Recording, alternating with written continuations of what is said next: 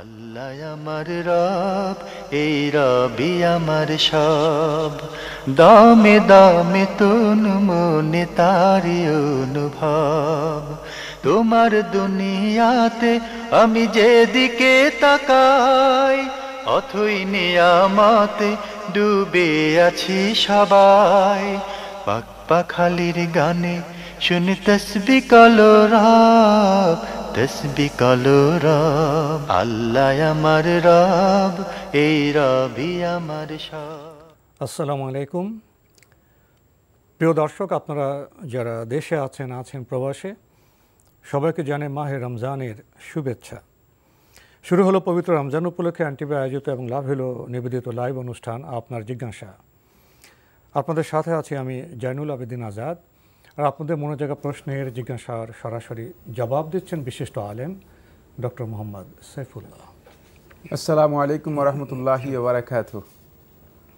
প্রিয় দর্শক, আমাদের আজকের প্রাসঙ্গিক আলোচনার বিষয় লাইলাতুল কদর। চলুন তাহলে জিজ্ঞাসার আলোকিত ভুবনে। প্রিয় দর্শক, আমরা প্রশ্ন নিচ্ছি।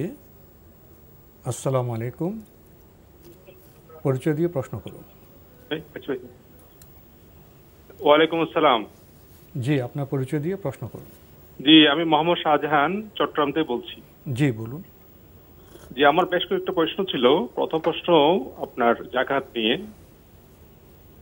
আমার প্রথম প্রশ্ন হচ্ছে যে আমি ব্যবসা করি, তো আমার ব্যবসার ধরন হচ্ছে যে ট্রেডিং, তার মধ্যে বেশিরভাগই করি ইম্পোর্ট আইটেমস। তো সেক্ষেত্রে অনেক সময় আমি 3 মাস বা 6 মাস বা 4 মাস আমি প্রোডাক্ট এনে সেটা আবার সেল করি, বা 6 মাসে হয়, অনেক সময় 1 বছর হয়, 2 বছরও হয়। সেটা বড় মুশকিল, দেখতে গেলে 1 বছর থাকে না, কিন্তু জাকাতের শর্ত তো 1 বছর থাকতে হবে। তো আমি কি করি, আমি সারা বছর একটা হিসাব করি এবং আমার কিছু একটু বলে রাখি, আমার ব্যাংক লোন আছে আর কি। তো আমি লোনগুলা বাদ দিয়ে আমার মানে কি বলে যে স্টক হিসাব করি, স্টক তার প্লাস হচ্ছে যে যাদের কাছে টাকা পায় আমার পার্টির কাছে, এটা যোগ করি। এরপরে ক্যাশ, আমার ব্যাংকে যে কোনো ক্যাশ থাকে সেটা হিসাব করি, লোনটা বাদ দিয়ে আমি যেটা থাকে সেটার উপর জাকাত নির্ধারণ করি আর কি। সেটা ঠিক আছে কিনা আমার 1 নম্বর প্রশ্ন। ধন্যবাদ আপনাকে। সেকেন্ড একটা কোয়েশ্চন আছে। জি জি, সেকেন্ডটা কোয়েশ্চন হচ্ছে যে আমাদের মসজিদে আমি বিভিন্ন জায়গায় দেখেছি, কিন্তু বাইরে কোথাও দেখি নেই, সৌদি আরবও আমি দেখলাম না। এখানে হুজুর অনেক সময় দোয়া করার সময় যখন দোয়ায় মুনাজাত করে মসজিদের মানে নামাজের পরে একটা দোয়া, আসসালামু আলাইকা ইয়া আইয়ুহান নবী, আসসালামু আলাইকা আইয়ুহা, বিভিন্ন ধরনের একটা ভাষা নিয়ে দোয়া করা, যেটা কিন্তু আমি আমার যে ক্ষুদ্র জ্ঞান আমি কোথাও পাই নাই এই ধরনের দোয়াটা আর কি। আপনারা কেউ আপনাদের যে ডক্টর সাইফুল্লাহ সাহেব যদি এটা আনসার করতেন যে এটা আদৌ জায়েজ কিনা, বা এই দোয়াটা উনি পেয়েছেন কিনা কোন হাদিসে। ধন্যবাদ আপনাকে। আপনি প্রশ্ন করেছেন জাকাত প্রসঙ্গে, বর্ণনা দিয়েছেন ব্যবসা করেন, প্রধানত ইম্পোর্টের ব্যবসা। তো আপনি বলেছেন যে 1 বছর পর হিসাব করতে হয়। আমি হিসাব করি লোন বাদ দিয়ে, তারপরে স্টকে যা আছে তা এবং পাওনা যেটা আছে সেটা যোগ করি। এভাবে আমি জাকাতের একটি হিসাব করি। এটা ঠিক আছে কিনা? না, হিসাবে একটু হিসাব প্রায় ঠিক আছে, কিন্তু এক জায়গায় সমস্যা হয়েছে। সেটা হচ্ছে ব্যাংক লোন, সেটা তো আসলে লোন নয়, সেটা ব্যবসার জন্য আপনি ইনভেস্ট নিয়েছেন, ব্যাংক থেকে ইনভেস্ট নিয়েছেন, এই টাকার মালিকানা আপনার।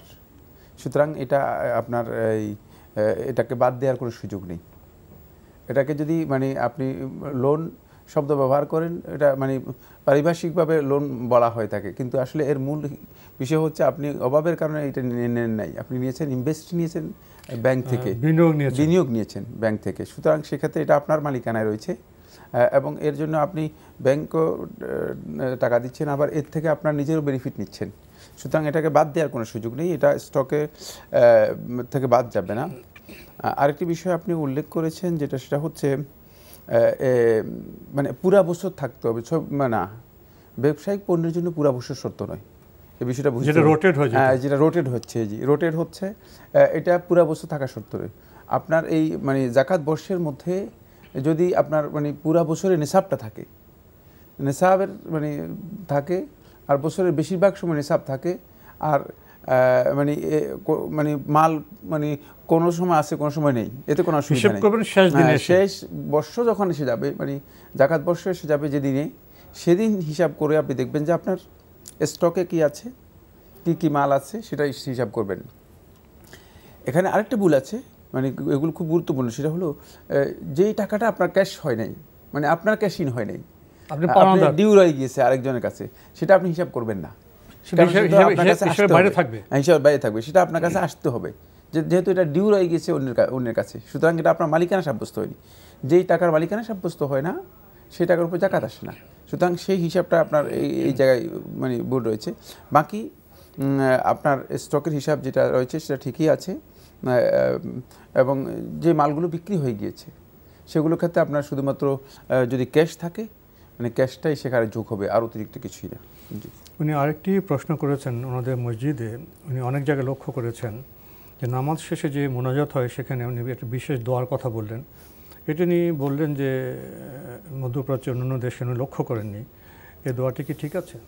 না, এই ধরনের দোয়ার কোনো ভিত্তি নেই।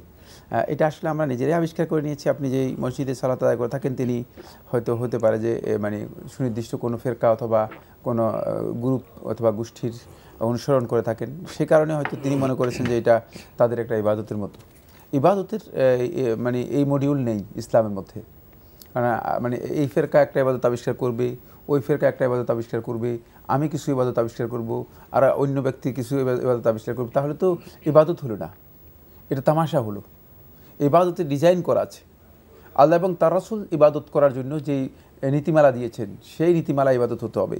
এবং এখানে নিজে নিজে তৈরি করে, মানে কিছু দরুদ নিজে তৈরি করলাম, কিছু আজকার জিকির নিজে তৈরি করলাম, কিছু মানে মন মতো মানে ইবাদতের জন্য কিছু হাইয়াত অবস্থা তৈরি করলাম, এর কোনোটাই আসলে ভিত্তি নেই।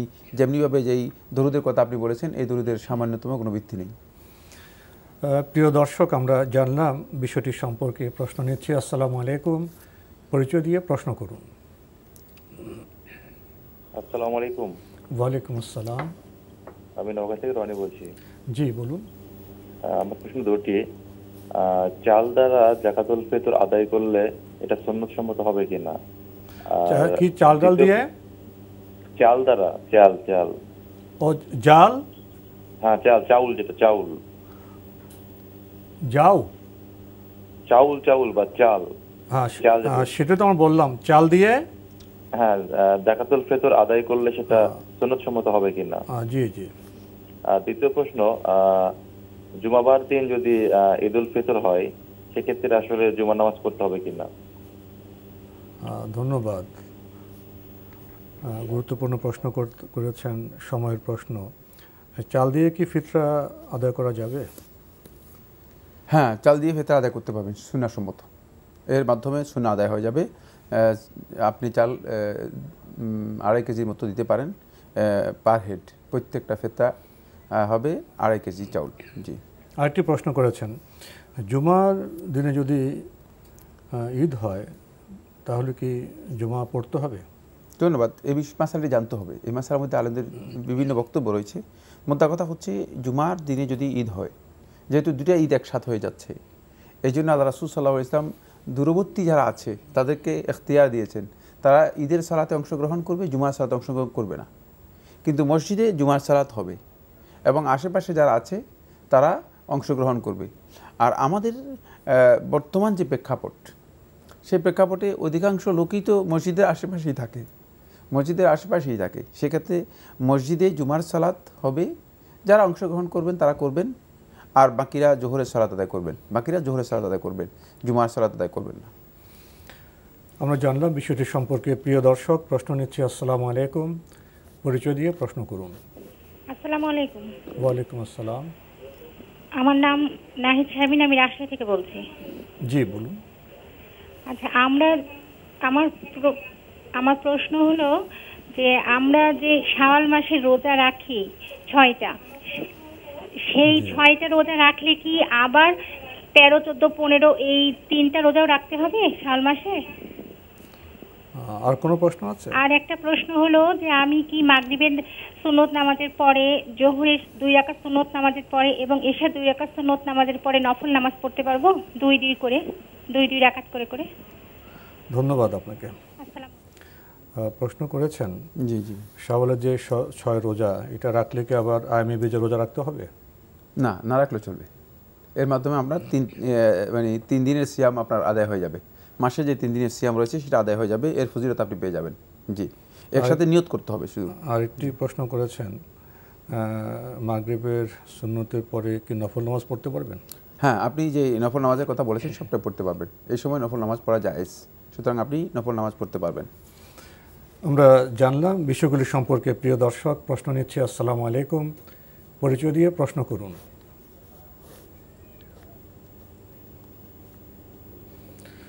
লাইনে আছেন? হ্যালো, আমরা আপনাকে শুনতে পাচ্ছি, পরিচয় দিয়ে প্রশ্ন করুন। জি আমি আসসালামু আলাইকুম, আমি চিটাং থেকে বলতেছি, মোহাম্মদ আসিফ হোসেন। জি, ওয়ালাইকুম আসসালাম। জি, প্রশ্ন করুন। আমরা আপনাকে শুনতে পাচ্ছি। আমার প্রশ্ন ছিল যে আমার মানে ওয়াইফের 4.5 ভরি 4.5 ভরি স্বর্ণ আছে, গহনা মহড়া স্বর্ণ ছিল। এখন ওনার মহড়া কত, ওনার জাকাত কত আসতে পারে? ওনার কি এই 4.5 ভরি কি গহনা? 4.5 ভরি কি গহনা ভাইয়া? জি জি জি, স্বর্ণ, সব স্বর্ণ, 4.5 ভরি। আমি আপনাকে প্রশ্ন করছি, আমার প্রশ্ন বুঝুন। উনি কি 4.5 ভরি কি স্বর্ণ জমা রেখেছেন, না 4.5 ভরির গহনা ওনার কাছে আছে? এটা কি গহনা? গহনা স্বর্ণের মধ্যে পার্থক্য বুঝেন? গহনা আছে। 4.5 ভরি এটা কি আপনার গহনা নাকি? হ্যাঁ জি জি, গহনা আছে। জি জি, ধন্যবাদ আপনাকে। আর কোনো প্রশ্ন আছে? জি জি, গহনা। জি জি জি জি, আর কোনো প্রশ্ন আছে? ওনার মধ্যে আর প্রশ্ন নেই। প্রশ্ন তো পেয়েছেন। হ্যাঁ, এতে জাকাত আসবে না, যেহেতু নিসাব পরিমাণ হয়নি। 4.5 ভরিতে নিসাব হয়নি। নিসাব হচ্ছে 85 গ্রাম হতে হবে, কমপক্ষে 85 গ্রাম হতে হবে। জাকাত আপনার হবে না, আমরা জানলাম। প্রিয় দর্শক, প্রশ্ন নিচ্ছি। আসসালামু আলাইকুম, পরিচয় দিয়ে প্রশ্ন করুন। হ্যালো, যেমন আপনাকে শুনতে পাচ্ছি, আপনার পরিচয় দিয়ে প্রশ্ন করুন। হ্যালো, আসসালামু আলাইকুম। ওয়ালাইকুম আসসালাম। জি, এবাদুর রহমান, মৌলভীবাজার থেকে। জি, বলুন। জি শায়েখ, আমার কি প্রশ্ন হলো, এই যে বিতির নামাজ তো আমাদের বাংলাদেশে এক বৈঠকে 2 বৈঠকে 3 রাকাত পড়া হয়। জি, আমরা তো এক বৈঠকে 3 রাকাত পড়ি, কিন্তু তারা যে 2 বৈঠকে 3 রাকাত পড়ে, জি, এটা কি হাদিস সম্মত কিনা? একটা প্রশ্ন। আর আরেকটা প্রশ্ন হইলো, খোদা শব্দটা তো আমরা 99 নামের মাঝে নাই, খোদা শব্দ। জি, প্রায় মানুষের খোদা শব্দ বলে, এটা কি হাদিস আসেনি কোন সহি? জি, ধন্যবাদ আপনাকে। উনি বিতর নামাজ প্রসঙ্গে প্রশ্ন করেছেন। জি জি, বিতির সম্পর্কে আপনি যে প্রশ্ন করেছেন, যে পদ্ধতিতে 2 বৈঠকে বিতিরের সালাত আদায় করা হয় থাকে এবং উল্টা তাকবীর দেওয়া হয় থাকে, হুবহু এই পদ্ধতি রাসূলুল্লাহ সাল্লাল্লাহু আলাইহি ওয়াসাল্লাম কোনো সহিহ হাদিস দ্বারা প্রমাণিত হয়নি, কোনো সহিহ হাদিস এই পদ্ধতির জন্য আসেনি। এটা আলেমদের ইজতিহাদ, একদল উলামায়ে কেরাম ইজতিহাদ করেছেন। এখন যারা ইজতিহাদ গ্রহণ করেন তারা এটা গ্রহণ করতে পারেন, সেক্ষেত্রে তাদের সালাত বাতিল হয়ে যাবে কথা বলার সুযোগ নেই, যেহেতু এটা ইজতিহাদি মাসআলা, এই ইজতিহাদের অবকাশ আছে। কিন্তু হুবহু এই হাইয়াতে, মানে এই অবস্থা, এই ধরনের রাসূলুল্লাহ সাল্লাল্লাহু আলাইহি ওয়াসাল্লাম কোনো সহিহ হাদিস পাওয়া যায়নি। জি, আরেকটি প্রশ্ন করেছেন যে আমাদের খোদা বলি, আল্লাহর 99 নামের মধ্যে তো এই শব্দ নেই, এটা কি ঠিক আছে? না, খোদা শব্দ কোথা থেকে আসবে? এটা তো খোদা ফার্সি শব্দ, আল্লাহ তাআলা নামগুলো তো ফার্সিতে না, আরবিতে সেগুলো। সুতরাং খোদা আল্লাহ 99 নামের মধ্যে আসার সুযোগই নেই। মানে খোদা হচ্ছে ফার্সি শব্দ। আমরা এই অঞ্চল যেহেতু একসময় ফার্সি অধ্যুষিত ছিল, ফার্সির প্রভাব ছিল, এই কারণে এখন আমাদের মানে শব্দগুলো খোদায় চলে গিয়েছে। সুতরাং এটা আমাদেরকে পরিহার করতে হবে। উত্তম হচ্ছে এই ধরনের শব্দ আল্লাহ তাআলার শানে ব্যবহার না করা। আল্লাহ রাব্বুল আলামিনের শানের সাথে এটা মোটেও মানায় না। আল্লাহ তাআলা, আমরা মানে আমার নাম যেটা, আমার নামকে যদি কেউ বিকৃতি করে বা আমার নামকে পরিবর্তন করে বলেন, তাহলে এটা এমনকি অনেকে তো নামের বানান পর্যন্ত যদি ভুল করে, তাহলে সেখানে সাংঘাতিক রাগ হন। সেখানে যদি আমার নামের জন্য আমি রাগ হই, তো তো আল্লাহ রাব্বুল আলামিনের জাতের সত্তার নামকে নিজের মন মতো করে আমরা তৈরি করে নিলাম, এগুলো ভুল কাজ, কোনো সন্দেহ নেই। আমরা জানলাম বিষয়টি সম্পর্কে। প্রিয় দর্শক, প্রশ্ন নিচ্ছি। আসসালামু আলাইকুম, পরিচয় দিয়ে প্রশ্ন করুন। ওয়ালাইকুম আসসালাম ওয়া রাহমাতুল্লাহ। আমি বিল্লাল, ঢাকা থেকে। আমার একটা জানার বিষয়, সেটা হলো সাদাকাতুল ফিতর যেটা, সেটা কখন আদায় করাটা সবচেয়ে উত্তম? ফিতরা না? জি, ধন্যবাদ আপনাকে। আপনার কি আর কোনো প্রশ্ন আছে? না, এই একটাই। ধন্যবাদ আপনাকে। পেয়েছেন তো প্রশ্ন? হ্যাঁ, এটা উত্তম হচ্ছে, সুন্নাহ হচ্ছে ঈদের দিন ঈদের সলাতে যাওয়ার আগে আদায় করে দেয়া। ঈদের সলাতের আগেই আদায় করে দিতে হবে। এই দিন সকালবেলা থেকে আপনি ঈদের সলাতের এই সময়টুকুতে সাদাকাতুল ফিতর আদায় করবেন। এটা হচ্ছে সবচেয়ে উত্তম এবং সুন্নাহ সম্মত সময়। আল্লাহ আমার রব, এই রবি আমার সব। আল্লাহ আমার রব, এই রবি আমার সব। আমাদের আজকের প্রাসঙ্গিক আলোচনার বিষয় লাইলাতুল কদর। গুরুত্বপূর্ণ বিষয়ে কিছু বলবেন? ধন্যবাদ। লাইলাতুল কদর অত্যন্ত গুরুত্বপূর্ণ একটি বিষয়। বিশেষ করে আমরা রমাদান মাসের শেষ দশকে আছি। খুব কাছাকাছি সময়ে আমরা হয়তো আল্লাহ তাআলার কাছে দোয়া করবো, আল্লাহ তাআলা আমাদেরকে লাইলাতুল কদর লাভ করার জন্য তৌফিক দান করুন।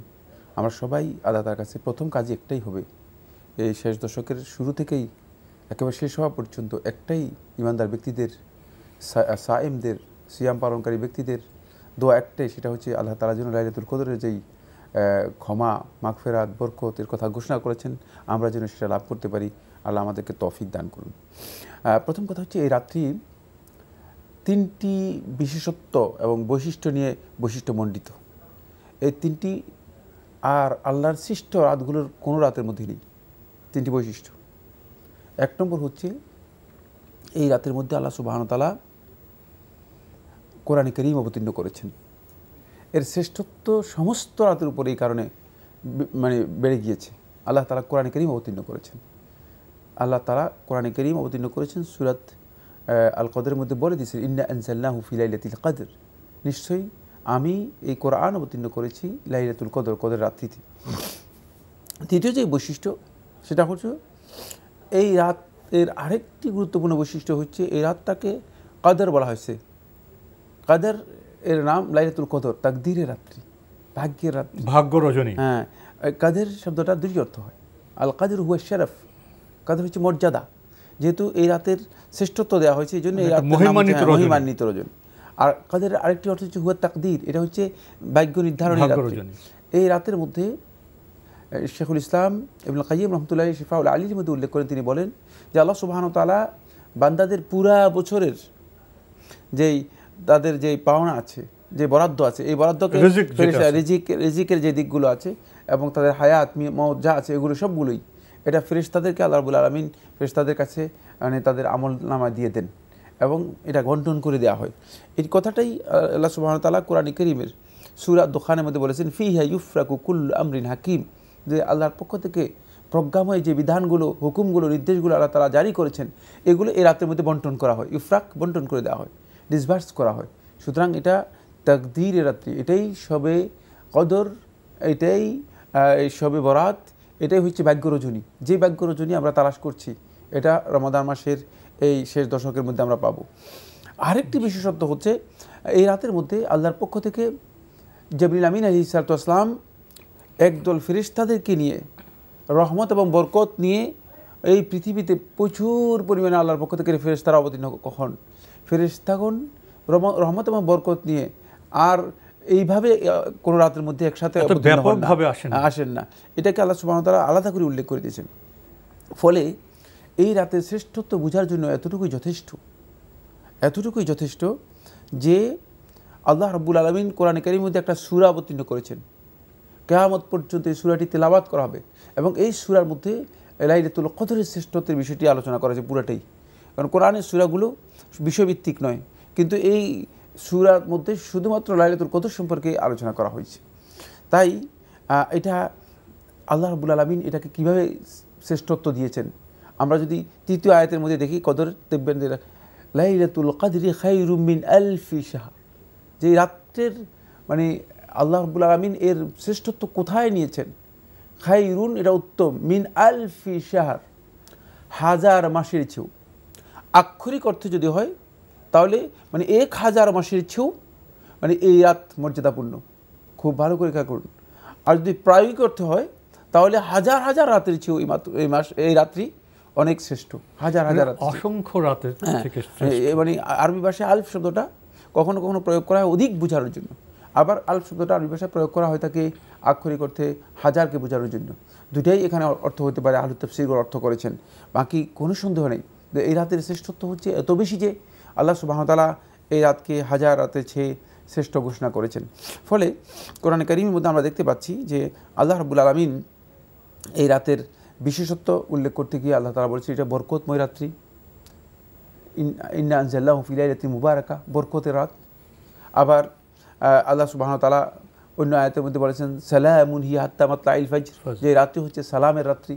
সালামের রাত্রি কি? সালাম হচ্ছে ফেরেশতাগণ আল্লাহর বান্দা থেকে সালামের সৌগাত জানায় এবং আল্লাহর পক্ষ থেকে শান্তি নিয়ে অবতীর্ণ হয়, আর এই রাতটা পুরোটাই শান্তিময় হয়। আবার কেউ কেউ বলেছেন যে আল্লাহ সুবহানাহু ওয়া তাআলা এই রাতের মধ্যে মানে উদ্ধালকে যে সমস্ত উল্কা পিণ্ড দিয়ে শয়তানদেরকে রজম করা হয় থাকে, শয়তানদেরকে বিতাড়িত করা হয় থাকে, এই রাতে সেটি বন্ধ থাকে, এই রাতে সেটা বন্ধ থাকে। হতে পারে যে এটা মানে এর বাস্তবতাও আমাদের হয়তো পরীক্ষা করে প্রমাণিত হতে পারে এক সময়, যে এইভাবে আল্লাহ সুবহানাহু ওয়া তাআলা এই রাতটাকে পুরোটাই নিরাপদ রাত্রি হিসেবে, শান্তিময় রাত্রি হিসেবে আল্লাহ সুবহানাহু ওয়া তাআলা ঘোষণা করেছেন। কেউ কেউ বলেছেন যে এই রাতকে শান্তিময় বলা হচ্ছে এই জন্য যেহেতু আল্লাহ সুবহানাহু ওয়া তাআলা এই রাতের মধ্যে আল্লাহর পক্ষ থেকে কোনো আযাব অথবা কোনো শাস্তি বান্দাদের উপর আল্লাহ রাব্বুল আলামিন অবতীর্ণ করেন না।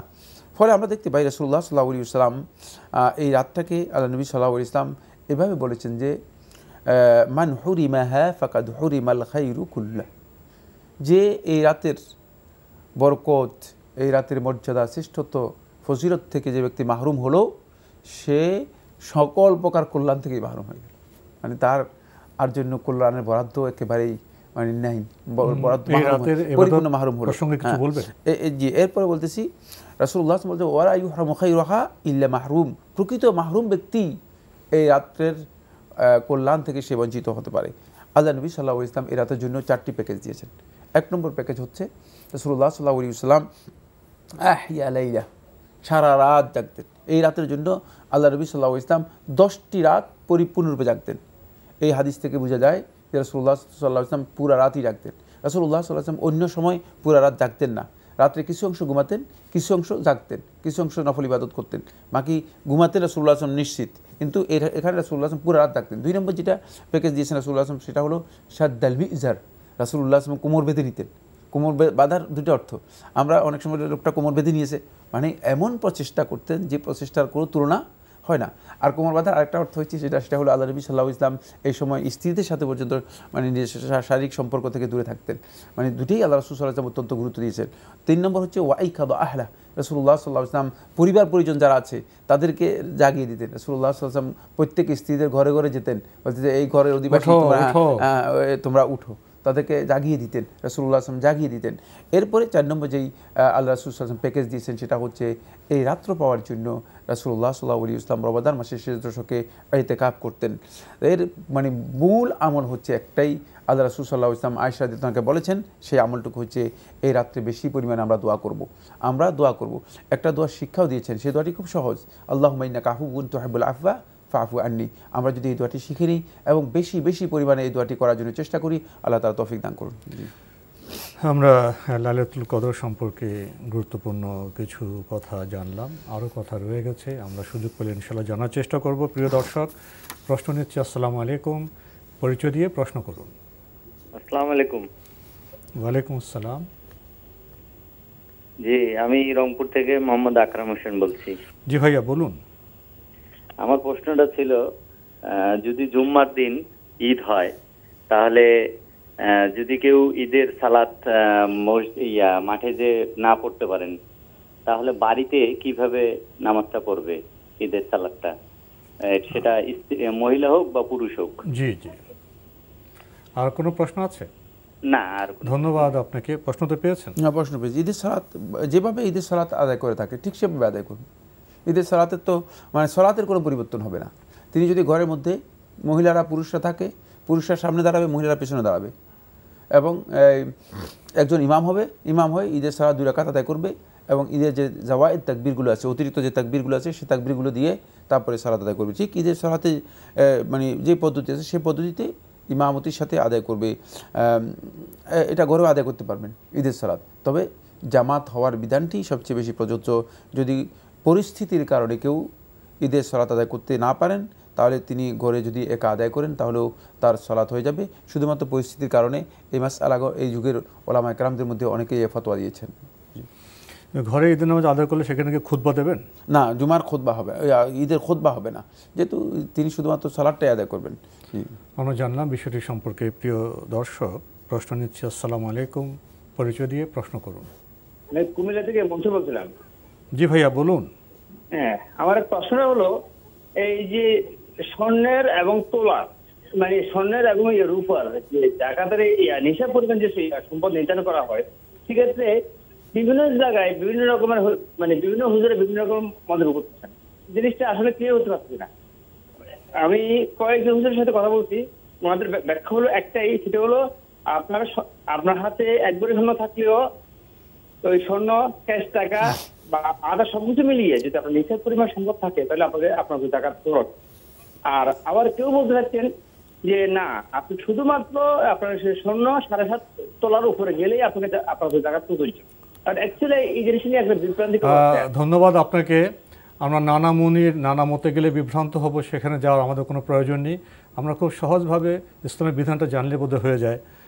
কি বলবেন? এবার কেন অন্য লোকদের মানে এত নিজে বিভ্রান্ত করতেছেন?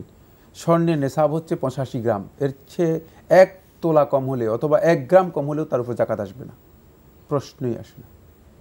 রূপার যে নেশাব হচ্ছে 595 গ্রাম, 52.5 তোলা, 595 গ্রাম। এই 595 গ্রামের চেয়ে যদি 1 গ্রাম কম হয় তাহলে জাকাত আসবে না। একেবারেই সহজ কথা। বিভিন্ন জন বিভিন্ন বক্তব্য দিতেই পারে, কত রকমের বক্তব্য শুনবেন, সারা দেশে বিভিন্ন ধরনের বক্তব্য রয়েছে। মানে এই বক্তব্য আপনার শোনার কোনো প্রয়োজন নেই, বক্তব্যের কোনো দরকার নেই।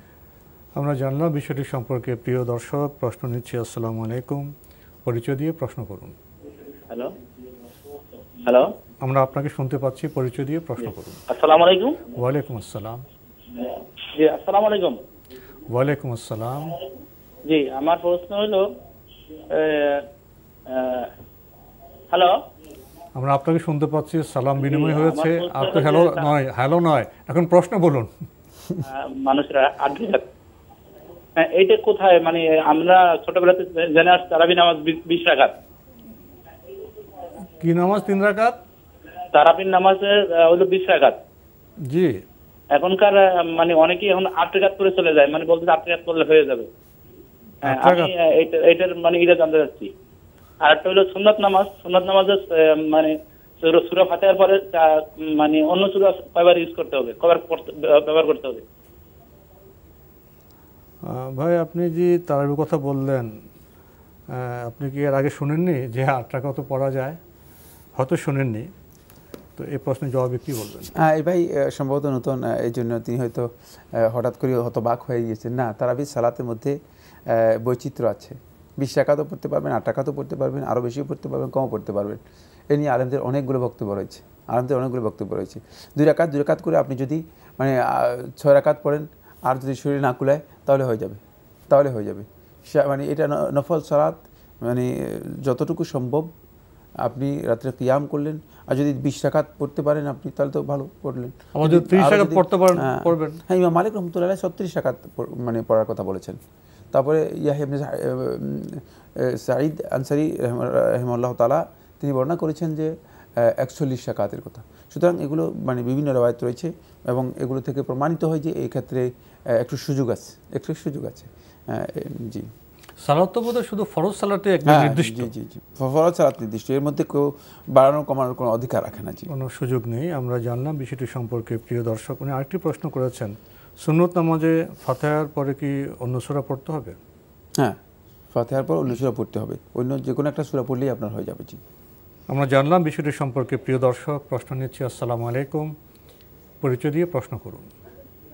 আসসালামু আলাইকুম। ওয়ালাইকুম আসসালাম। আমি মোহাম্মদ হাসানুল্লাহ দর্শনী থেকে বলছিলাম। জি ভাইয়া, আর একটু জোরে বলবেন, প্রশ্ন করুন। প্রথম প্রশ্নটি হচ্ছে যে আমরা যে তারাবি নামাজ পড়ি, এটা আসলে জামাতে পড়বো নাকি বাসায় পড়বো, কোনটা বেশি উত্তম? ঠিক আছে, মানে কিভাবে পড়লো তারাবি নামাজের প্রকৃত যে পদ্ধতিটা সেটা কি হবে। জি, আর কোনো প্রশ্ন আছে? আরেকটি প্রশ্ন হচ্ছে যে এই যে মুনাজাত যে করি আমরা নামাজের পরে, ফরজ নামাজের পরে, মুনাজাতের প্রকৃত যে পদ্ধতি, ইসলামিক যে পদ্ধতি, সুন্নতি পদ্ধতি, এটা কি হবে? এটা কি আসলে মানে এই ফরজ নামাজের পরেই হবে নাকি প্রকৃত যে পদ্ধতিটা সেটা জানতে যাচ্ছি। ধন্যবাদ আপনাকে, গুরুত্বপূর্ণ প্রশ্ন করেছেন। প্রথম প্রশ্ন, তারাবি নামাজ জামাতে মসজিদে পড়া উত্তম না বাসায় পড়া উত্তম? আপনার যদি সুযোগ থাকে জামাতে মসজিদে পড়াই হচ্ছে উত্তম। বাসায় পড়াচ্ছে তারাবিহ সালাত, জামাতে মসজিদে পড়াই হচ্ছে উত্তম। জি, আরেকটি প্রশ্ন করেছেন যে ফরজ নামাজে পড়ে যে সম্মিলিত মোনাজাত করা হয়, এটি কি ঠিক আছে? না, ফরজ সালাতে পরে সম্মিলিত যে মোনাজাত করা থাকে ঠিক নেই। এর প্রকৃত স্বরূপ হচ্ছে একটাই, সেটা হচ্ছে আল্লাহ রাসূল সাল্লাল্লাহু আলাইহি ওয়াসাল্লাম যে আজকারগুলো শিক্ষা দিয়েছেন, কিছু আজকার আছে, জিকির আছে, যেগুলো রাসূলুল্লাহ সাল্লাল্লাহু আলাইহি ওয়াসাল্লাম করতে বলেছেন, সেগুলো করবেন, সেগুলো করলে আপনি এর চেয়ে উত্তম সুন্নাতের অনুসরণ করলেন। এগুলো করা হচ্ছে সুন্নাহ, আর এগুলো না করা মানে সুন্নাহ থেকে বঞ্চিত হওয়া। বরং রাসূলুল্লাহ সাল্লাল্লাহু আলাইহি ওয়াসাল্লাম যেখানে যে কাজটা করেছেন সেখানে না করলে কেউ বলেছেন এটা বেদাত হওয়ার সম্ভাবনা রয়েছে, যদিও এই মাসালার মধ্যে দ্বিমত আছে। বাকি আপনি সেই সুন্নাহটা করলে তো আপনি সুন্নাতের অনুসারী হয়ে গেলেন, সহজ কাজ। জি, আমরা জানলাম বিষয়টি সম্পর্কে। প্রিয় দর্শক, প্রশ্ন নিচ্ছি। আসসালামু আলাইকুম, পরিচয় দিয়ে প্রশ্ন করুন। হ্যালো, জি, আমরা আপনাকে শুনতে পাচ্ছি। জি, আসসালামু আলাইকুম। ওয়ালাইকুম আসসালাম। আমি রংপুর থেকে বলছিলাম। জি, আমার প্রশ্ন হচ্ছে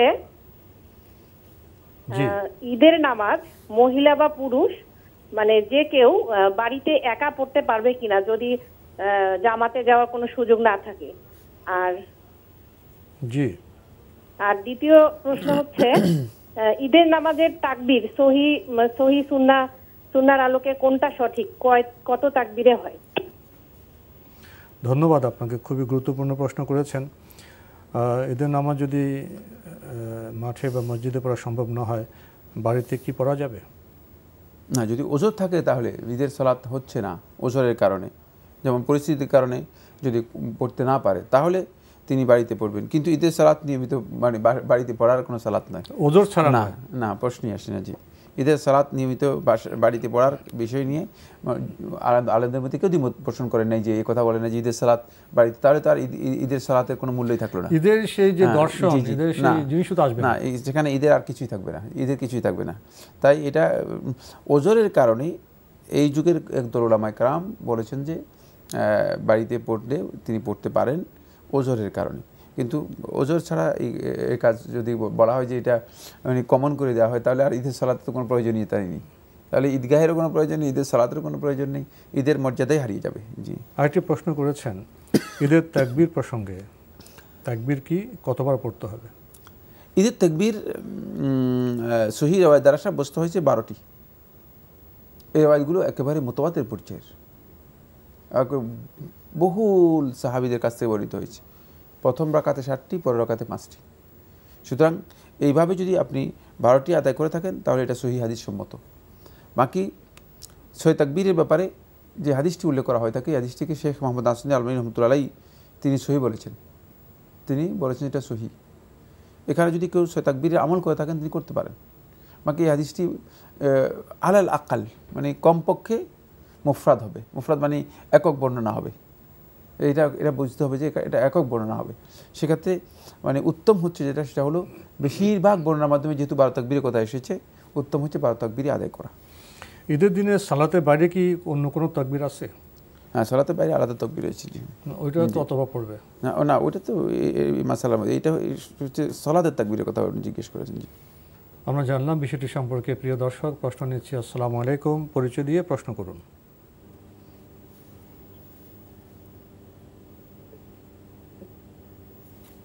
আসসালামু আলাইকুম। ওয়ালাইকুম আসসালাম।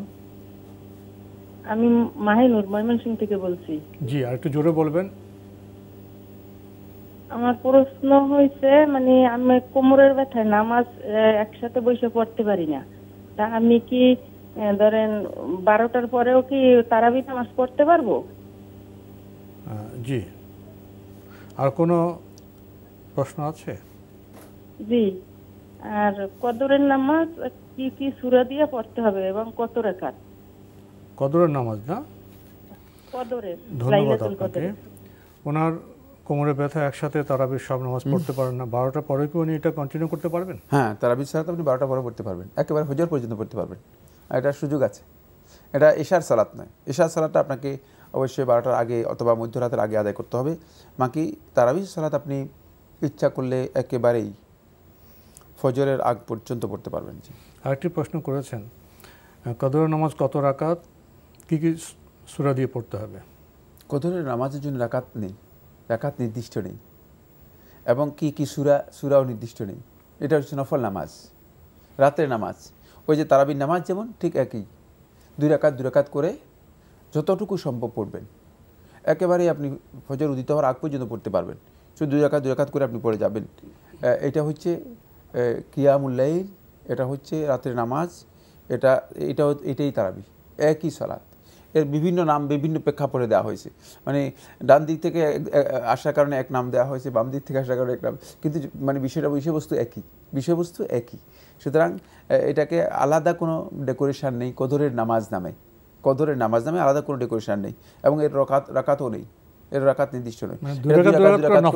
নফল নামাজ পড়তে থাকবেন, যতটুকু সম্ভব হয় আপনার পক্ষে আপনি পড়তে পারবেন। আমরা জানলাম বিষয়টি সম্পর্কে। প্রিয় দর্শক, প্রশ্ন নিচ্ছি। আসসালামু আলাইকুম, পরিচয় দিয়ে প্রশ্ন করুন। লাইনে আছেন? জি ভাইয়া।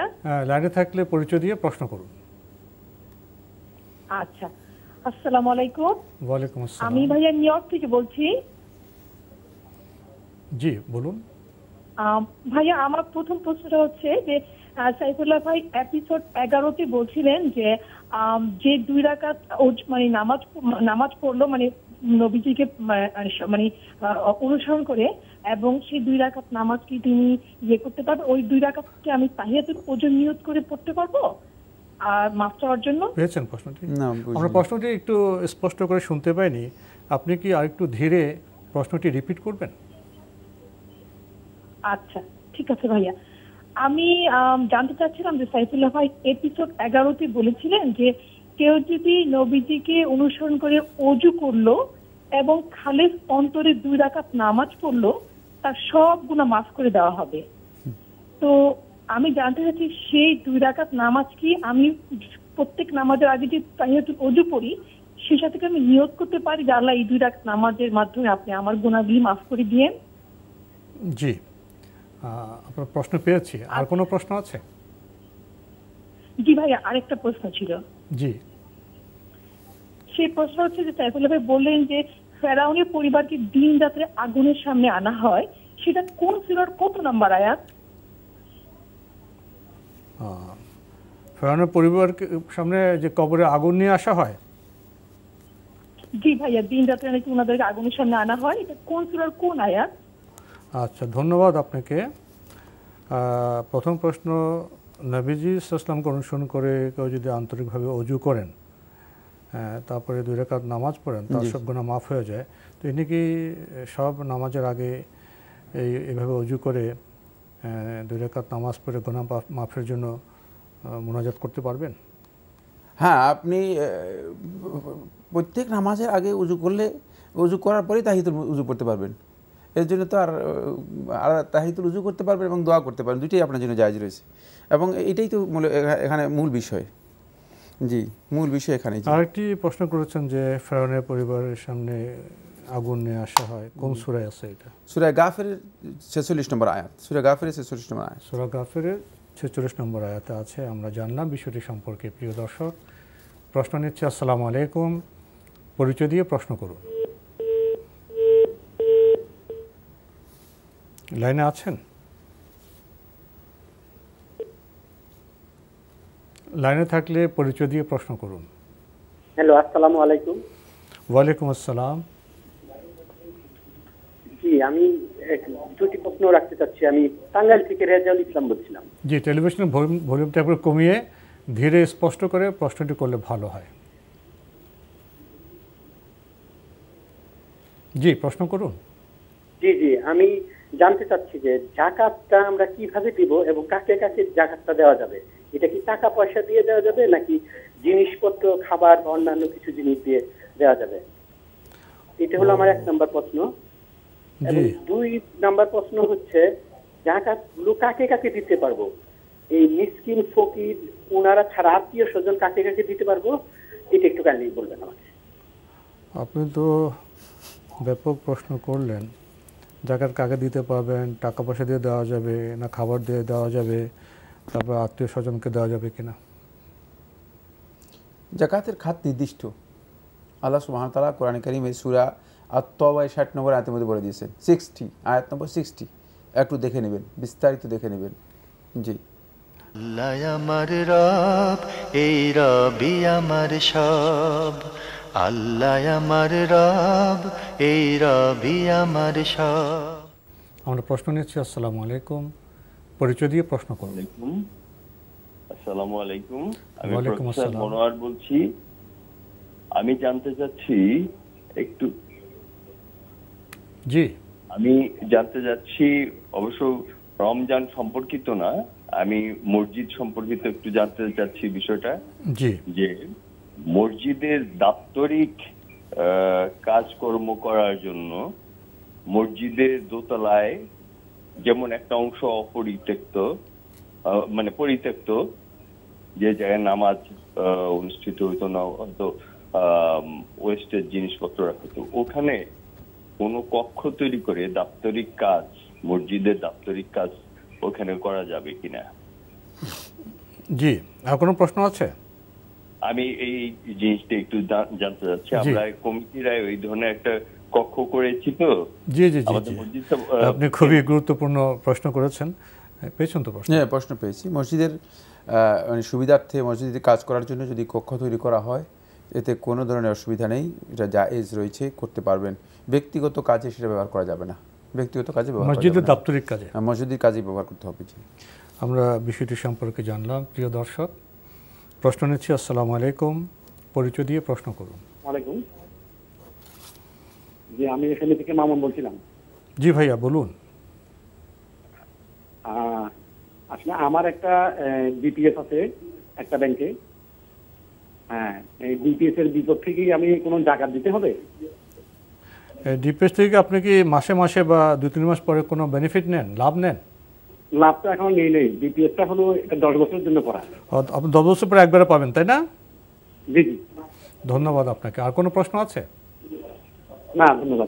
ধন্যবাদ। প্রশ্ন পেয়েছেন? হ্যাঁ, প্রশ্ন পেয়েছি। না না, আপনি এখন জাকাত দিতে হবে না, 10 বছর পর একসাথে জাকাত দেবেন। আপনার আসল এবং লাভ দুটো মিলিয়ে একসাথে 10 বছর পর যখন আপনি টাকা নেবেন তখনই জাকাত দেবেন।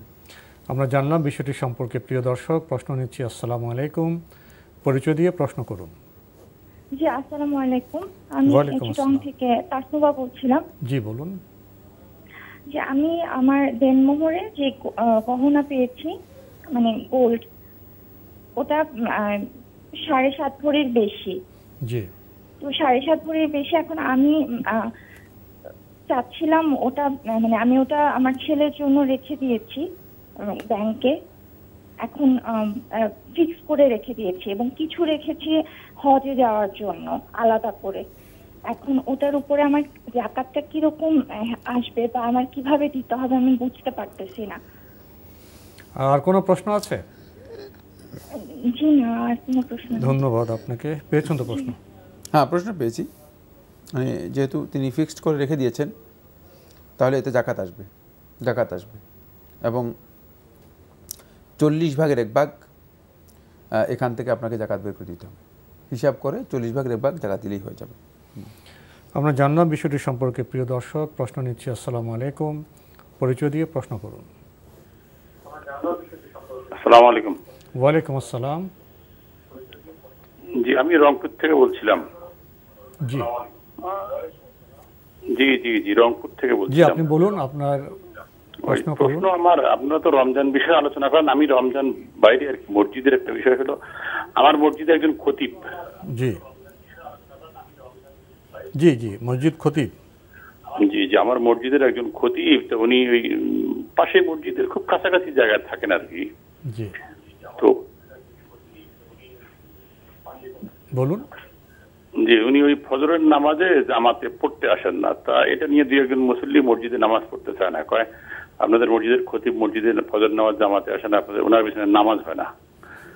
আসলে কি এই বিষয়টা ক্লিয়ার করবেন তো? আসলে উনি যদি জামাতে নামাজ না পড়ে এতে কোনো কি সমস্যা আছে কিনা ওনাকে মসজিদের ক্ষতি বিষয়ে দায়িত্ব পালন করার ক্ষেত্রে? ধন্যবাদ আপনাকে। প্রশ্ন পেয়েছেন তো? জি, প্রশ্ন পেয়েছি। না, আপনি যদি জামাতে না আসেন এই জন্য মানে তার নামাজ হবে না বা তিনি ক্ষতির দায়িত্ব পালন করতে পারবেন, এই কথা সঠিক নয়। কিন্তু তিনি নামাজ যদি না পড়েন তাহলে হয়তো আপনারা এই ধরনের মাসালা জিজ্ঞেস করতে পারেন। এখন আন্দাজের উপর তো আসলে এই ধরনের বক্তব্য দেওয়া উচিত নয়। জি জি, সঠিক তথ্য পেতে হবে। হ্যাঁ জি, আন্দাজের উপর বক্তব্য এটা হচ্ছে আসলে মানুষের পিছনে লাগার চেষ্টা করা, এটা হারাম কাজ। কিন্তু অন্য জায়গায় নামাজ পড়তে পারেন। জি, আমাদের সঠিক তথ্য জেনেই সিদ্ধান্ত নিতে হবে। প্রিয় দর্শক, আমরা প্রশ্ন নিচ্ছি। আসসালামু আলাইকুম, পরিচয় দিয়ে প্রশ্ন করুন। লাইনে আছেন? জি, লাইনে আছি। আপনার পরিচয় দিয়ে প্রশ্ন করুন। আমার নাম মোহাম্মদ শফিকুর রহমান, চট্টগ্রামের লোহাগাড়া থেকে।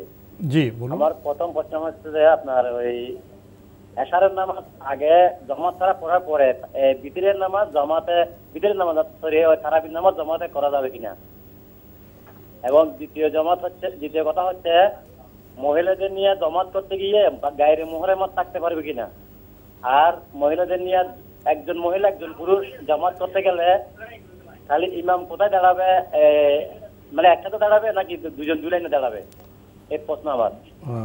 ধন্যবাদ আপনাকে। উনি আশা যদি জামাতে না পান তারাবি কি জামাতে পড়তে পারবেন? তারাবি পড়তে পারবেন, কিন্তু আগে এসা পড়ে নিতে হবে। আগে তারাবি পড়বেন না, আগে এসা পড়ে নেবেন। জি, আরেকটি প্রশ্ন করেছেন, মহিলাদের জামাতে কি গায়ের মাহরাম থাকতে পারবেন? গায়ের মাহরাম থাকতে কোনো অসুবিধা নেই, কোনো অসুবিধা নেই। যারা পুরুষরা সামনে থাকবে, মহিলারা পিছনে থাকবে, তো বিধান তো দেয়াই আছে। জি, ঘরের নামাজে মহিলা পুরুষ কীভাবে দাঁড়াবেন? মহিলারা পিছনে দাঁড়াবে, পুরুষ সামনে দাঁড়াবে, একই বিষয়, একই বিধান, একই বিধান। আমরা জানলাম বিষয়গুলো সম্পর্কে। প্রিয় দর্শক, প্রশ্ন নিচ্ছি। আসসালামু আলাইকুম, পরিচয় দিয়ে প্রশ্ন করুন। লাইনে আছেন? আসসালামু আলাইকুম। ওয়ালাইকুম আসসালাম। হ্যালো, আমরা আপনাকে শুনতে পাচ্ছি, আপনার পরিচয় দিয়ে নামাজ প্রশ্ন করুন। লাইনে আছেন? হ্যাঁ আছি, লাইনে আছি। যে আপনি প্রশ্ন করুন। আসসালামু আলাইকুম। ওয়ালাইকুম আসসালাম। আমি ওই চট্টগ্রাম হাটাদারি থেকে বলছি। জি ভাইয়া। প্রশ্নটা হলো, হ্যালো, আমরা আপনাকে শুনতে পাচ্ছি, প্রশ্ন করুন। আমার প্রশ্ন হলো ফিতরা যেটা আছে ওইটা কি রমজানের শেষে দিতে হবে নাকি যে কোনো দিন দেওয়া যাবে রমজানের মধ্যে? আর কোনো প্রশ্ন আছে? আর একটা প্রশ্ন হলো বিতরি নামাজ যেটা আমাদের দেশে প্রচলন আছে ওইটা কোনো হাদিস দ্বারা সাবিত আছে কিনা? ধন্যবাদ আপনাকে। প্রথম প্রশ্ন, ফিতরা কখন দিতে হবে? ফিতরা আপনি ফিতরা দেওয়ার সুন্নাহ তরিকা হচ্ছে ঈদের চাঁদ দেখা যাওয়ার পর থেকে ঈদের সালাতের আগ পর্যন্ত।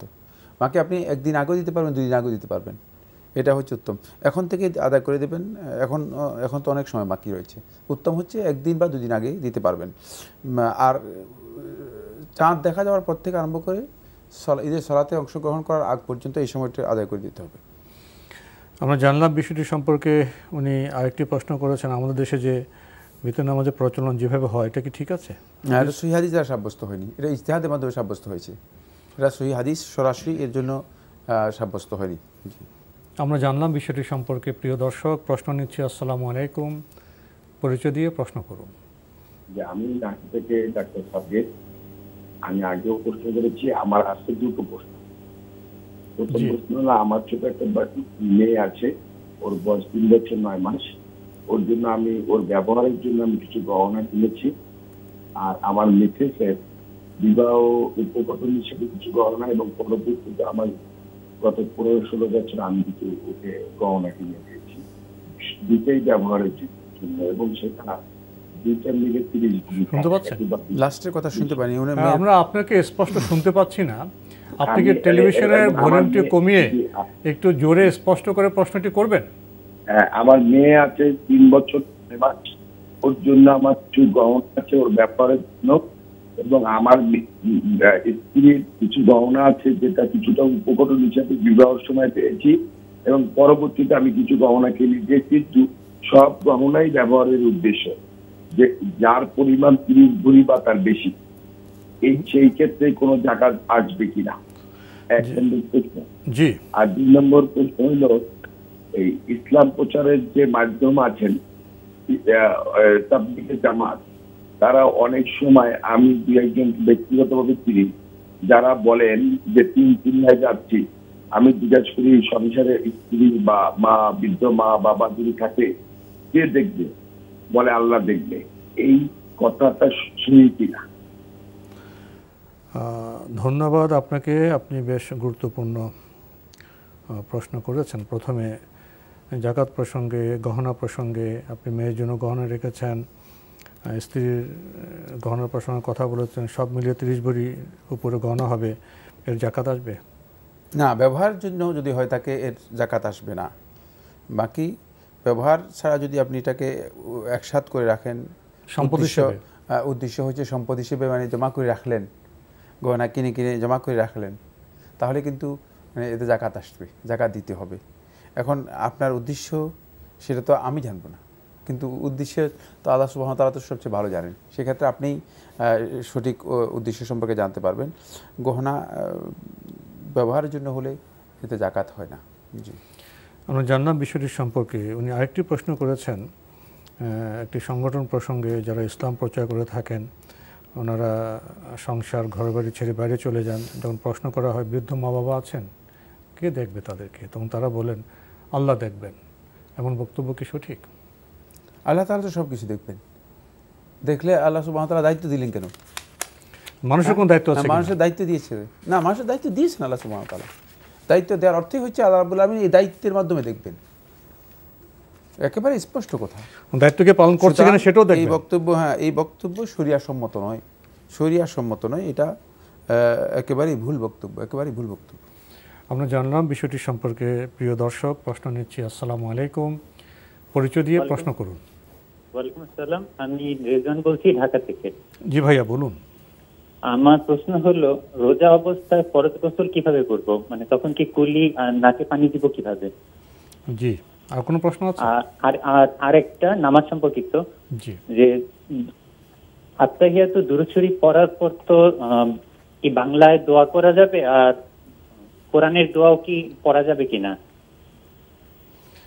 ধন্যবাদ আপনাকে। প্রথম প্রশ্ন, রমজানের রোজা অবস্থায় ফরজ গোসল কীভাবে করবেন? কুলি দিতে পারবেন, নাকে পানি দিতে পারবেন? হ্যাঁ, নাকে পানি এবং কুলি করতে পারবেন, কিন্তু সতর্কতা অবলম্বন করতে হবে। মানে এত বেশি পরিমাণ দিবেন না যাতে করে ভিতরে চলে যায়, এভাবে দিবেন না। খুব সতর্কতা অবলম্বন করে দিবেন। সেক্ষেত্রে হালকা নাকে পানি এবং আপনি কুলি করবেন। জি, আমাদের সতর্কভাবে করতে হবে। প্রিয় দর্শকরা একটি প্রশ্ন করেছেন, সালাতে আত্তাহিয়াতু দরুদের পরে কি বাংলায় দোয়া করা যাবে? হ্যাঁ, বাংলায় দোয়া করতে পারবেন, কোরআনে দোয়া করতে পারবেন, দুইটাই জায়েজ। দোয়া বাংলায় করার বিষয়টি এখনও আমাদের কাছে স্পষ্ট হয়নি। তো আপনি যদি দোয়া না করতেই পারেন, তাহলে আপনি কীভাবে দোয়া করবেন আল্লাহর কাছে? আপনি আরবিতে দোয়া করতে হলে তো আপনাকে ওর লোকদের কাছে যেতে হবে। আমার ভাই দোয়াটা আল্লাহর কাছে আর দোয়া করবো, আল্লাহ তাআলা তো বাংলা বুঝেন না, আরবিতে অনুবাদ করে নাউজুবিল্লাহ মিন যালিক, আরবিতে অনুবাদ করে দেন। এটা দুনিয়ার কোনো আলেম পড়ে নাই, কোনো বিবেক দিয়েও বলতে পারবে না। এটা শুধুমাত্র মূর্খতাপূর্ণ আচরণ ছাড়া আর কিছুই নেই। আল্লাহ তাআলা আল্লাহর বান্দাদেরকে এই ভাষার শিক্ষা দিয়েছেন আল্লাহ তাআলা। সুতরাং এই ভাষার খালিক যিনি, তিনি তার কাছে আপনি বলবেন, আপনি এটা আপনি মনে করতেছেন যে না, তাকে বললে এটা ভুল হয়ে যাবে, প্রশ্নই আসে না, প্রশ্নই আসে না। আমরা জানলাম বিষয়টি সম্পর্কে। প্রিয় দর্শক, প্রশ্ন নিচ্ছি। আসসালামু আলাইকুম, পরিচয় দিয়ে প্রশ্ন করুন। জি, আমি ফাহিম বলছি ঢাকার খিলগাঁও থেকে। আমার দুটি প্রশ্ন। জি বলুন। জি, আমার প্রথম প্রশ্নটি হচ্ছে, রোজা রাখা অবস্থায় অনেক সময় ঢেকুর চলে আসে অনিচ্ছাবশত। তো ঢেকুর আসার পর অনেক সময় হয় কি, কনফিউশনে পড়ে যেতে হয় যে ঢেকুরটা কি গলা পর্যন্ত চলে এলো কিনা, কিছু খাবার গলা পর্যন্ত এসে আবার নেমে গেল কিনা। তো এই ক্ষেত্রে আসলে বিধানটা কি, বা রোজার কোনো সমস্যা হবে কিনা? জি, আর কোনো প্রশ্ন আছে? জি, আমার আরেকটি প্রশ্ন আছে, সেটা হচ্ছে ইস্তিখারা নামাজ সম্পর্কে। ইস্তিখারা নামাজ মানে পড়ার পর মানে কত দিনের মধ্যে বা কোন উপায়ে আল্লাহ পাক তার বান্দাকে সমাধানটা দেন, এবং এই ব্যাপারটা সম্পর্কে একটু বললে ভালো হয়। আর প্রাসঙ্গিক আরেকটা বিষয়, যে ইস্তেখারা নামাজ পড়ার পর একটা দোয়া আছে আরবিতে, ওটা পড়ার কথা বলা হয়েছে, কিন্তু আমি যদি ওই দোয়াটা না জানার কারণে ওটা না পড়ে বাংলায় আমি আমার মতো করে দোয়াটা পড়ি, তাহলে কি হবে কিনা? ধন্যবাদ। ধন্যবাদ আপনাকে, গুরুত্বপূর্ণ প্রশ্ন করেছেন। রমজানের রোজার সময় যে ঢেকুর চলে আসে, রোজার কি অবস্থা হবে? ঢেকুর আসলে তো রোজা হয়ে যাবে, এতে কনফিউশনের কিছুই নেই। আর নিশ্চিত হচ্ছে যে আপনার ঢেকুর মানে গলা পর্যন্ত আসে নাই।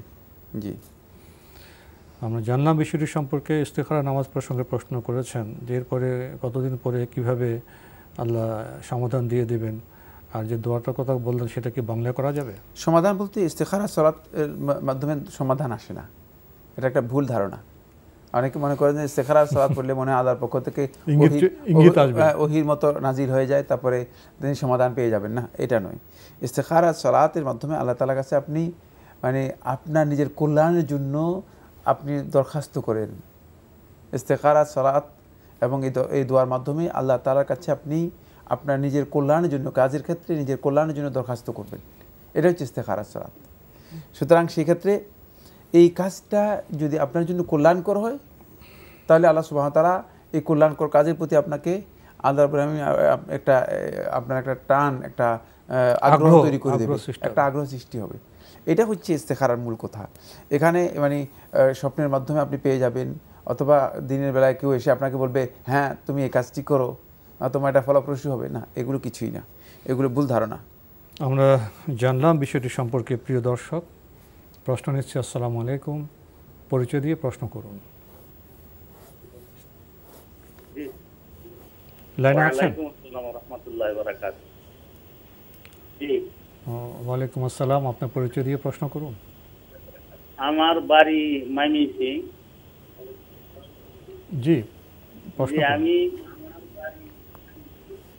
আমি একটা দাখিল মাদ্রাসার শিক্ষক। জি জি, আমাদের এলাকায় একটা বাজার আছে, বাজারটা বড়। এই বাজারে একটা কেন্দ্রীয় বড় মসজিদ ছিল, জি মানে আছে আর কি। এই মসজিদের আমি 30-32 বছর পর্যন্ত কমিটিতে ছিলাম। কি ছিলেন? এবং সেক্রেটারিও ছিলাম। আপনি 30-32 বছর পর্যন্ত কি ছিলেন ওই মসজিদে? এই মসজিদের সেক্রেটারি। ও, সেক্রেটারি, সম্পাদক। জি জি। এই মসজিদের কমিটির সম্পাদক ছিলাম। জি জি, প্রশ্নটি কি? জি জি জি, প্রশ্নটি কি? জি জি, বিগত 2 বছর যাবত মসজিদ থেকে, জি 2 বছর যাবত মসজিদ থেকে চলে আসতে হলো। জি, এই মসজিদে কারণ রইল, এই মসজিদে আমরা ইমাম নিয়োগ দিছিলাম, উনি হাফেজ সাহেব, কওমি মাদ্রাসা থেকে দাওরা পাস, আলিয়া মাদ্রাসা থেকে কামিল পাস, এবং কুষ্টিয়া ভার্সিটির মাস্টার ডিগ্রি ডক্টর। জি, এখন প্রশ্নটা কি? জি, প্রশ্ন রইল, আমাদের এলাকার পীর যে একটা দল আছে, পীর সাতটিনার মরিদ আছে, সোনাকান্দার মরিদ আছে, আড়াইটিদার মরিদ আছে, জামালপুরের শৈলারকান্দার মরিদ আছে, একটু সংক্ষেপে করুন, আপনার মূল বিষয়ে আসুন। প্রশ্নটা কি? ওই ইমাম সাহেবের কিয়ামে মিলাদ করতে হবে। ও, কিয়াম মিলাদ করতে হবে। জি হ্যাঁ, জি জি। তো এখন কিয়ামে মিলাদ করতে হবে। কিয়ামে মিলাদ না করলে তাকে ইমামতিতে রাখা যাবে না। এখন পরবর্তী টাইমে তারা একজন ইমাম নিয়োগ দিতে, তারা এটা হলো অনেক ঝামেলা হয়েছে। আমাদের তো প্রশ্ন উত্তরের প্রোগ্রাম নিয়ে এগুলো কেন বলছেন? আপনার প্রশ্নটি করুন, আপনার প্রশ্নটি কি বলুন? মহিলা দাখিল মাদ্রাসা শিক্ষক। ভাই, আমরা তো এই ধারা বর্ণনা শুনতে পারবো না, আপনার প্রশ্নটি বলুন। কি প্রশ্ন আপনার? আমরা নিয়োগ দিয়েছিলাম একজন। এখন আপনার প্রশ্নটি কি? আপনার বিবরণী আমরা বুঝতে পেরেছি, এখন ভাইয়া মূল প্রশ্নটি করুন। এখন প্রশ্ন হইল, এই যে বড় আলেমকে বাদ দিয়ে যে এই যে মহিলা দাখিল মাদ্রাসার শিক্ষককে নিয়োগ দিতে, সে আবার রেজবিপন্থী। যারা কিয়ামে মিলাদ না করে তারা ওয়াহাবি কাফের।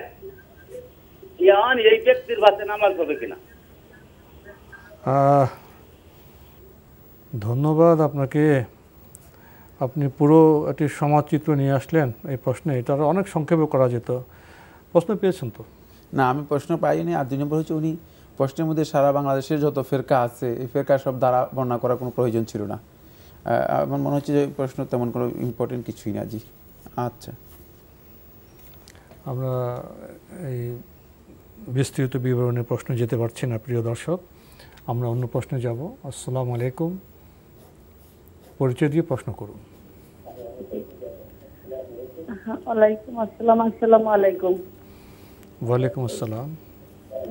আমি ঢাকা থেকে বলছিলাম, আমার একটা ক্লিনিক ব্যবসা আছে। আপনার কি আছে? জি, আমার একটা ক্লিনিকের ব্যবসা আছে। Clinic, maternity clinic. ক্লিনিক? জি জি জি জি জি।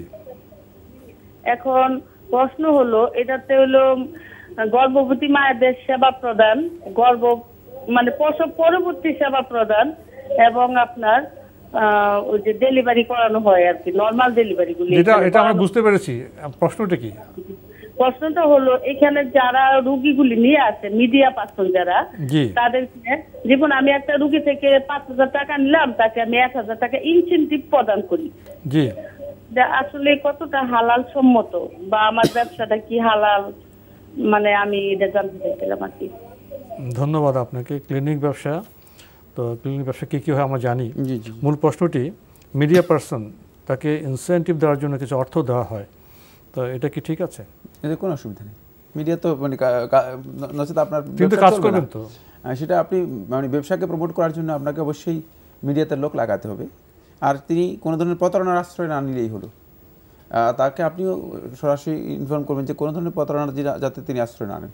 তিনি বৈধ কাজ করবেন, আপনি বৈধভাবে ইনসেন্টিভ দিবেন, কোনো অসুবিধা নেই। কোনো অসুবিধা নেই। আমরা জানলাম বিষয়টি সম্পর্কে। প্রিয় দর্শক, প্রশ্ন নিচ্ছে। আসসালামু আলাইকুম, পরিচয় দিয়ে প্রশ্ন করুন। হ্যালো, আসসালামু আলাইকুম। ওয়ালাইকুম আসসালাম।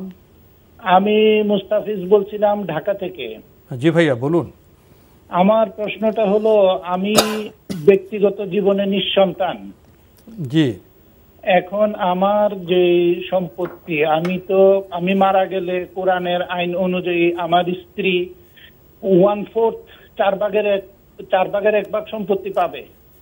কিন্তু আমি এটাও জেনেছি যে আমি জীবিত থাকাকালীন আমি আমার সম্পত্তির 3 ভাগের 1 ভাগ দানপত্র লিখে দিয়ে যেতে পারবো, দান করতে পারবো। তো এখন আমার প্রশ্নটা হলো, আমি যদি আমার স্ত্রীকে 3 ভাগের 1 ভাগ দানপত্র লিখে দিয়ে যাই, আমি মারা যাওয়ার পরে আমার রেখে যাওয়া সম্পদ থেকে আমার নিঃসন্তান স্ত্রী কি বাকি সম্পত্তির 1/4 পাবে? আমার 3 ভাগের 1 ভাগ দানপত্র লিখে দেওয়াটা কি কোরআনের আইনসম্মত হবে? ধন্যবাদ আপনাকে। আর কোনো প্রশ্ন আছে? জি না, জি না। ধন্যবাদ আপনাকে। পেছন প্রশ্ন। হ্যাঁ, প্রশ্ন পেয়েছি। প্রশ্ন খুব শুদ্ধ করেছেন। কোরআনের আইন কি নিজে রচনা করে এরপর আপনি বলছেন যে আমার এই কাজটা কি কোরআনের আইনসম্মত হবে কিনা। কোরআন আইন নিজে রচনা করতেছেন। আপনি এখনো মারা যাননি, আপনি কেন বলতেছেন ধরেন আমি মারা গেলাম? এই কথাই তো এখানে বৈধ নয়। ওয়ারিশ কে সেটাও জানেন না আপনি। সুতরাং আপনি যা বলেছেন পুরো কথাটাই সঠিক নয়। কোরআনের সাথে এটি সাংঘর্ষিক বক্তব্য। আপনি যদি আপনার স্ত্রীকে কিছু দান করেন, সেটা আপনি দান করতে পারেন, আপনার পক্ষে দান করা জায়েজ হয়েছে। বাকি কোরআনের এই আপনি নিজে আইনটা রচনা করেছেন, কোনো প্রয়োজন নেই। এমন কোনো কাজ করবেন না যে কাজের মধ্যে আল্লাহর অসন্তুষ্টি থাকতে পারে। মানে এই প্রশ্নটা আপনার আসছে কেন? যেহেতু আপনার মন বলছে যে না, এটা আল্লাহর বিধানের সাথে সাংঘর্ষিক। এটা পরিহার করুন, এটা বর্জন করুন, দরকার নেই। এটা কি করবেন আপনি? মৃত্যুর পরে আপনি এই সম্পদ কি আপনার কোনো কাজে আসবে? আর হতে পারে যে এই সম্পদ আপনার স্ত্রীর কোনো কাজে আসবে না। সুতরাং সেই দিকে যান, যেটা আল্লাহ তাআলা বিধান দিয়েছে সেটাই হবে ইসলামী বিধান। তাহলে স্ত্রীকে কিছু অংশ দিতে পারবেন এখন, আর বাকিটা তো ইন্তেকালের পরে উত্তরাধিকার ওয়ারিশরা পাবে। আমরা জানলাম বিষয়টি সম্পর্কে। প্রিয় দর্শক, প্রশ্ন নিচ্ছি। আসসালামু আলাইকুম, পরিচয় দিয়ে প্রশ্ন করুন। হ্যালো, আসসালামু আলাইকুম। ওয়ালাইকুম আসসালাম। আমি কিশোরগঞ্জ থেকে কামরুল ইসলাম বলছি। জি ভাইয়া, বলুন। আমার প্রশ্নটা হচ্ছে, বাংলাদেশে মুসলমান অধ্যুষিত দেশ, জি, এই ঈদের জামাত হয় কুমিল্লা চাঁদপুরে আগের দিন, এটা কি সঠিক? জি। আর কোনো প্রশ্ন আছে? না, আমার একটা প্রশ্ন। ধন্যবাদ আপনাকে। আপনি খুব চমৎকার প্রশ্ন করেছেন। বাংলাদেশ মুসলিম অধ্যুষিত দেশ, এখানে ইসলামী বিধিবিধান প্রচলিত হবে, এখানে রাষ্ট্রীয় ব্যবস্থা আছে, চাঁদ দেখা কমিটি আছে, এরপর দেখা যায় কোনো কোনো জায়গায় আগের দিন ঈদ হয়ে যায়, এটি কেমন? এই লোকগুলো হয়তো শৃঙ্খলাকে লঙ্ঘন করছে, শৃঙ্খলা লঙ্ঘন করছে। এই কারণে তারা হয়তো নিজেরা বেশি বুঝেন, এরকমও কত হতে পারে। কিসের ভিত্তিতে তারা করছেন ঈদ, সেটা তারাই সবচেয়ে ভালো জানেন। তবে তাদের এই কাজটি কোনো সন্দেহ নেই শুদ্ধ নয়। মুসলিম অধ্যুষিত এসে মানে অনেক কাজই তো এরকম হচ্ছে, গর্হিত কাজের তো আর শেষ নেই, ভুল কাজ হচ্ছে। সুতরাং আপনি এটা দিয়ে আপনি কি বুঝিয়েছেন যেটা মুসলিম অধ্যুষিত দেশ, আমি বুঝতে পারিনি। এক্ষেত্রে সরকার দায়িত্বশীল যারা আছেন, কর্তৃপক্ষ যারা আছেন, তাদের উচিত হচ্ছে এই বিষয়ে এটাকে নজর দেয়া। যেহেতু শৃঙ্খলার সাথে জড়িত বিষয়, শৃঙ্খলার বিষয়টি আমরা জনগণ কিছু করতে পারবেন না, জনগণের জন্য এটা জায়েজ নেই। কিন্তু সরকার কর্তৃপক্ষ যারা আছেন তাদের উচিত হচ্ছে নজর দেয়া এবং এটাকে কন্ট্রোল করা। কারণ একটা দেশের মধ্যে বিশৃঙ্খলা করা মানে ধর্মীয় কোনো ইস্যুতে যেটা বিশৃঙ্খলার কারণ হতে পারে, এটা করতে না দেওয়াটাই হচ্ছে উত্তম। আমরা জানলাম বিষয়টি সম্পর্কে। প্রিয় দর্শক, প্রশ্ন নিচ্ছি। আসসালামু আলাইকুম, পরিচয় দিয়ে প্রশ্ন করুন। হ্যালো, আমরা আপনাকে শুনতে পাচ্ছি, পরিচয় দিয়ে প্রশ্ন করুন। আচ্ছা হুজুর, আসসালামু আলাইকুম। আমি সুনামগঞ্জ থেকে বলছি। তো হুজুর, আমি যে জবটা করি সেই জব দিয়ে আমার মাসে কোনো মতে হয়তো চলে যায় আমার টেনে, কিন্তু আমার একটা গাড়ি আছে যেটার মূল্য প্রায় 5 লাখ টাকার মতন, কিন্তু এই পুরোটা টাকা আমার বোন আমাকে দিয়েছিল। আমি একটা গাড়ি কিনেছি, এখন এই গাড়ির টাকার উপরে কি আমাকে জাকাত দিতে হবে? মানে আপনার 5 লাখ টাকা মূল্যের গাড়ির উপর জাকাত হবে কিনা, এই তো প্রশ্ন? জি, এইটাই প্রশ্ন। জি, ধন্যবাদ। এবং টাকাটা আমার না, আমার বোনের টাকা। ঠিক আছে, আপনি গাড়ি গিফট দিয়েছে। আমরা খুব স্পষ্ট প্রশ্ন, কি বলবেন? না, আপনার এই গাড়ির মূল্যের উপর আপনাকে জাকাত দিতে হবে না। গাড়ি, বাড়ি এগুলোর জন্য জাকাত আসে, কিন্তু ব্যবহারের জন্য। জি, ব্যবহারের জিনিসের উপরে জাকাত হয় না, এটা হলে মূলনীতি আমরা জানলাম। প্রিয় দর্শক, প্রশ্ন নিচ্ছি। আসসালামু আলাইকুম, পরিচয় দিয়ে প্রশ্ন করুন।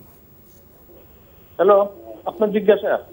জি ভাইয়া, আপনার জিজ্ঞাসা, আপনি প্রশ্ন করেছেন, আপনার কণ্ঠ আমরা শুনতে পাচ্ছি, প্রশ্ন করুন। প্রশ্ন করবো? জি জি জি, আমার প্রশ্ন হলো তারাবির নামাজ কি সুন্নত না নফল? এটা প্রথম প্রশ্ন। দ্বিতীয় প্রশ্ন হলো আমিষ জি, আর দ্বিতীয় প্রশ্ন হলো আমি ফিতরা 65 টাকা করে 1 কেজি চালের দাম, সেই হিসাবে যদি আমি 3.5 কেজি চালের দাম হিসাব করে দেই, সেটা কি ফিতরা আদায় হবে কি না? ধন্যবাদ আপনাকে। প্রথম প্রশ্ন, তারাবির নামাজ সুন্নত না নফল? সুন্নত এবং নফল দুইটাই। সুন্নত হচ্ছে রাসূলুল্লাহ সাল্লাল্লাহু আলাইহি ওয়াসাল্লাম যেহেতু তারাবির সালাত পড়েছেন, আল্লাহ রাসূল সাল্লাল্লাহু আলাইহি ওয়াসাল্লাম অনুসরণ করে কোনো আমল করলে সেটা সুন্নাহ। রাসূলুল্লাহ সাল্লাল্লাহু আলাইহি ওয়াসাল্লাম যেগুলো করেছেন সবগুলোই সুন্নাহ, এগুলো বিধানগত দিক থেকে সুন্নাহ। আর নফল কাকে বলা হয়? নফল হচ্ছে যেগুলো ফরজ নয়, এটা বোঝানোর জন্য নফল, ফরজের অতিরিক্ত।